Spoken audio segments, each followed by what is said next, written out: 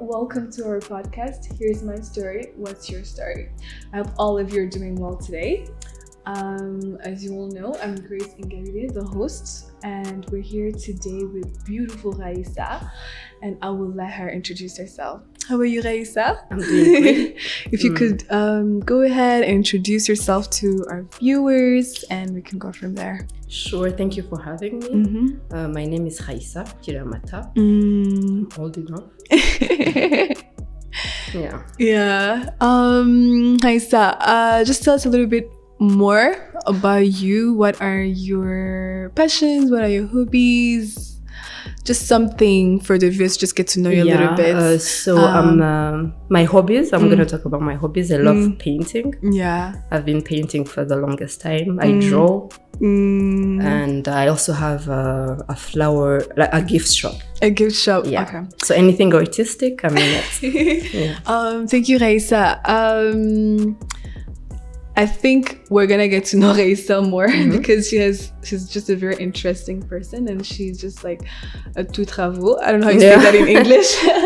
But we'll just go ahead and start, and then if it comes up, we'll kind of get to know her more. But today we wanted to discuss about a very interesting topic that I think affects each and every one of us, and the topic is wellness. Raissa, what do you what comes to your mind when you hear the word wellness, or when you? So on the top of my head, the first thing that comes to my mind when I hear the word wellness is your physical health, your mental health, your environment, your work environment, everything in every strong component in your life coming together to give you the strength to go on daily life. So for me, it's having it all going well. Oof, Raissa. I actually love the thing you just said. I love the thing you said, like basically everything in your life is in harmony. If that's how I can, that's how I can put it. Or everything in your life basically going how it should be, so you can actually be able to live your life. Doesn't every time go all together, but having the balance. Of, oh my gosh! If today work isn't doing well, at least home is doing well. At least my physical part is doing well. So it's at the end of the day, sitting and saying, of my list of 6 things, 3 or 2 were done, and I'm happy with the day I had. Yes. No, I love you saying a lot of like key things. I don't know what to start with, like balance, oneness. Those are just like very strong. I don't know if I say like, there's just like very important things or aspects to consider when we think about wellness. I think for now, I just want us to like kind of just talk to us, like to you. As you mentioned, there's like a lot of strong components that like aspects of our lives that all have to be in some sort of balance for us to feel like we are ourselves, or we can do what we have to do on a daily basis. To you, if you could just share with us, like, what are those for you, or what are those for you? What do you like kind of prioritize in general in terms of wellness or So for me, I take wellness very close to my daily routine. So one of the first things I would say is my morning routine. Your morning routine. So my morning routine has to be like I pay so much attention to it because it sets the day off. Oof, yeah, sure. So I'm very, very intense on my morning routine. Like I make sure how I do my things, it's set. If I have to set it the night before, I'll do it. If I'm open enough to be flexible and do it in the morning, I'll do that. But my morning routine usually sets my day. Something else is how I interact with people. I am actually how I interact with people. The people you see in when you first wake up, the people you see in the morning when you're going to work, the people you meet at work. It usually sets the tone for the day. Yeah. So going back to my morning routine, I have a routine. I know what starts, what ends. So I make sure to do that. And then when it comes to interacting with people, especially in the morning, I'm not very socially person. I'm not very social. But it's always nice to be around people that smile in the morning. You might not say a lot, but what works for you. So I mean, if for me a good morning works, I'll do that. If that day I want to interact for a longer time, I'll do that. So I allow myself to be in my feelings and don't blame myself. Yeah. I think that's actually very deep. I love the thing. I think what I hear from what you just said, I hear basically being intentional about how you start your day. I hear being able to actually, first of all, be self-aware and also aware of your environment. Because I think these are all factors that affect how we actually feel or go through the day. And I hear basically like understanding like what is that gives you like the positive vibes or the positive energy, or that rejuvenates you so that you can actually be able to like start your day off on a good note.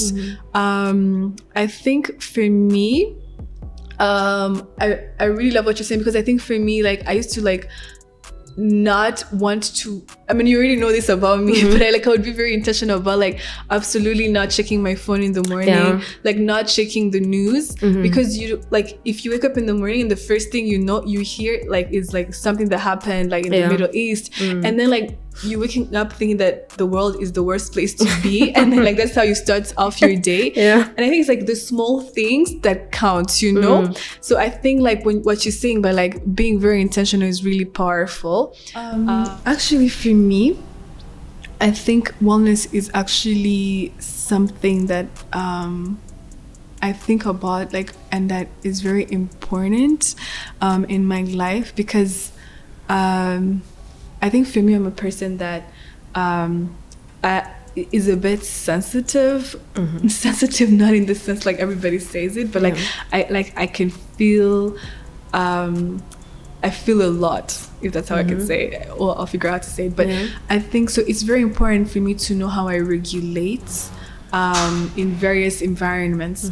So it's important for myself to have like some sort of self-regulation rituals, so that I'm like able to know like who am I when like the word you said, in balance and harmony, and then that way it's easier for me to know when there's something external that's actually affecting my natural balance and harmony, and then how do I react and how do I cope. Okay, so I would like to know, how exactly do you regulate in this very fast-paced world? Exactly. Where you have to know what's going on, we have to be informed, where you have to talk to your family, your friends through platforms where you get to know about the information. How exactly do you go about it? So I think like the word we just said, the term we're using, self-regulation, I think it's really important for us to actually first of all be self-aware. I think because we're all so different, and so I think just being aware of like who are you, like who am I as Grace, how do I react to my environments, what do I like, what am I passionate about, what are my inclinations, all that. And so I think after you like are able to actually take time to truly like understand who you are. And I do hear from a lot of people that's a bit hard for people, which is something we'll actually talk about, like for people to sit with themselves and actually be like, let me just listen to myself. This is what I like, this is what I don't like. Set boundaries, but also listen to your thoughts, to your inner kind of your gut or something, and see like, because I think our gut or our inner self will let us know when something is off balance. But what happens in this fast-paced world is that we all sometimes we want to like not hear, like we kind of like turn a deaf ear to that, and like we don't want to hear because we know something is off balance, but we don't want to deal with it. So I think for me, being really intentional about like actually taking time to listen and tune in and look inwards is something very important, because once I do that, then I know, okay, this is me in my natural balance. And then when something from out external is influencing me in any way, I can tell, okay, something is off balance, or this is how I should react. But to answer your question, I think for me, one of the things that I really do, and you're also going to tell me, is like really controlling what gets in and what gets out. So what gets in is like information, the environments that I'm in. Information mostly because I think information is something that will get into our subconscious, and sometimes we might not even know how that's affecting us. So regulating like what type of information am I receiving and when do I receive it. And like like I was telling you, I'll try to avoid listening to anything sad in the morning. And even my friends or family, I'm like, if you're gonna tell me anything that's not like happy, please warn me, let me know, let me actually prepare to listen to that. And then I have rituals that I do to actually, once I listen to something like that, how do I release it from my energy field, my energetic field, so that I can still stay as myself.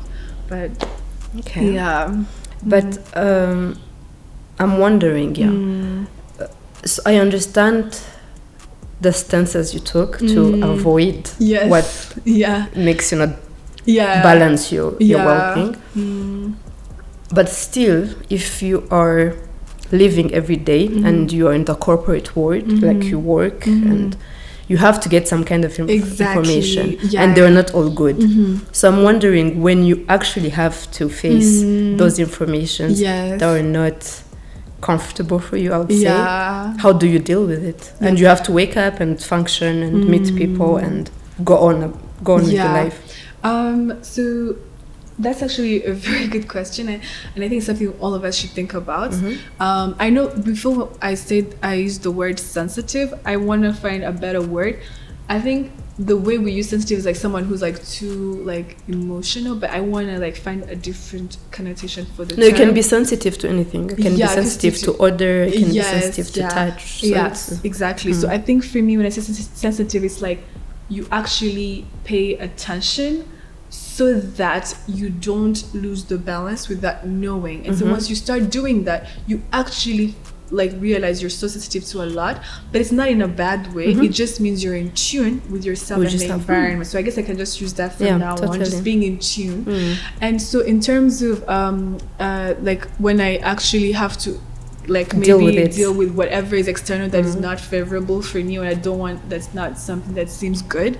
I think like at first I used to really want to shield myself from everything that's not good, which is not possible, which is crazy. And then I learned later that there is a way you can actually transmute this, transmute this. And I realized like sometimes when you're a person that's starting to be in tune, that sometimes your role on earth is to figure out how do you transmute this.